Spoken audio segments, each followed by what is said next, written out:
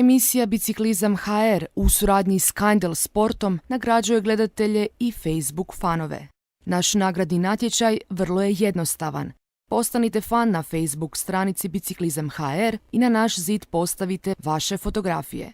Dvije su kategorije u kojima se možete kandidirati. Prva se odnosi na sportsku fotografiju, druga kategorija odnosi se na biciklističke staze, odnosno na vožnju u urbanom okružju. Autorima najboljih fotografija šaljemo praktične abus torbe za bicikle koje poklanja tvrtka Kindle Sport. U ovoj se emisiji vraćamo na kategoriju sportske biciklističke fotografije. Naš je stručni žiri kao najbolje ocijenio fotografiju Roka Fržopa s motivima brdskog biciklizma u tirolskim visinama. Roko je osvojio praktičnu abus torbu za bicikl koja će mu sjajno poslužiti u novim cikloturističkim avanturama.